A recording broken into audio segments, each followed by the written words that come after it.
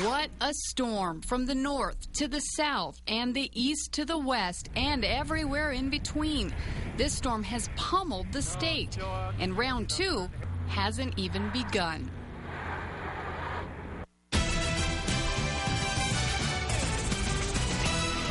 Good afternoon. Most of the state is covered in snow, and there is a lot more of that to come. And even worse, it is about to get dangerously cold. We have team coverage of the storm this afternoon. We begin first with Chief Meteorologist Mark Ronchetti from the Weather Center. Tell you what, Kim, right now, very cold air hanging out overhead here. And as you can see from our Sandia Peak cam, we've gotten snow on top of the crest throughout most of the day today as they've been trying to clear it off multiple times. It just fills right on back in here.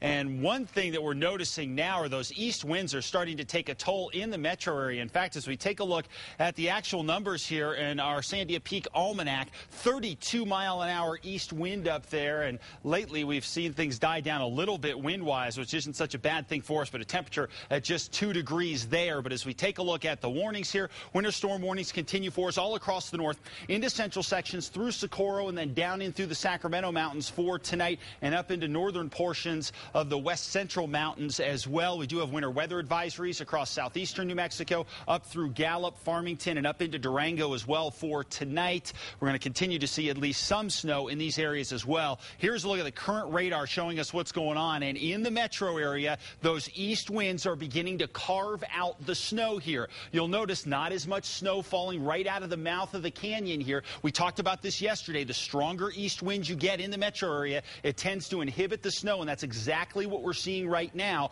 We're continuing to see a lot of snow in western portions of the county, but throughout the night tonight, if we see some of that wind die down, we'll get more snow in Albuquerque. Socorro picking up a good band of snow right now. So I-25 from Albuquerque to Socorro becoming tricky out there. Around Carrizozo picking up snow right now. Sacramento Mountains are going to start filling in with snow throughout the night. Sacramento's are going to be one of the real hard-hit areas as well. Over a foot of snow, I think, additional on the way down there. Down into central sections, we're seeing a bit of a mix around Hatch. Las Cruces, we have some snow showers around the area. More into Alamogordo. Silver City picking up some as well for us right now. And this is only part of the story here. Storm system is in Arizona. It's coming in. We're really going to hang out in New Mexico over the next 24 hours or so. So we're not done with this by any stretch. And with those frigid cold temperatures, along with the gusty winds, it's going to be downright dangerous out there. Details on that, plus your full forecast and what you can expect region by region in just a few minutes.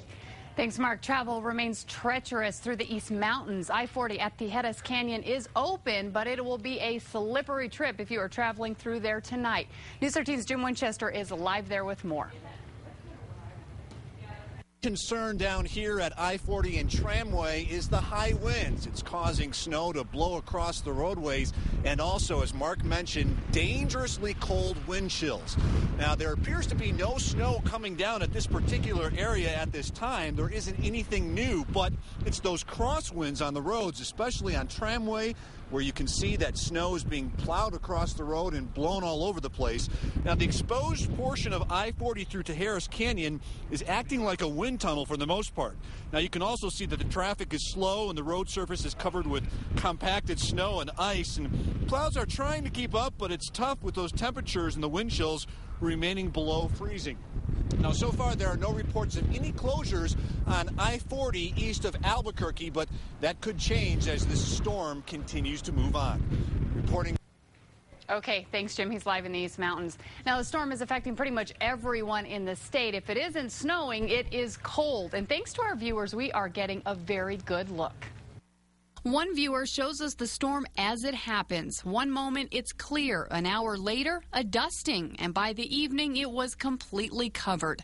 Tijeras was one of the hardest hit areas. Dennis Crowther sent us this picture, which shows about a foot by this morning. And John T. Denny sent us these from Llano Largo in northern New Mexico, where he says they had 13.5 inches by this morning, and the snow was still falling. Angel Fire also got slammed with about a foot. In Alto in southeastern New Mexico, about 8 inches fell. Eric Poole sent in this picture. Many other areas got a couple inches or a dusting. Darlene Poblano sent us this from the South Valley. Paula Hai-Young sent us this from downtown Albuquerque. And Michelle Rael sent us this from Los Lunas, which had a lot of ice covered by a little snow. That made for some tough driving today, as this picture shows from Los Chavez.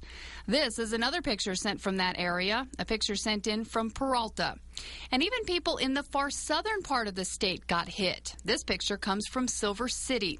But one of the best pictures of the day, a picture of 2-year-old Michael John helping his dad clear all that snow. And we want to see what the effect the storm has had on your area. Send your photos and video to report it at KRQE.com, and we'll try to get them on the air throughout the day and the evening. Well, the snow has not hit Albuquerque as hard as expected, but the frigid temperatures are causing massive problems on the roads throughout the city. That has officials discouraging driving unless it is absolutely necessary. News 13's Jeff Todd is live in the Northeast Heights with more.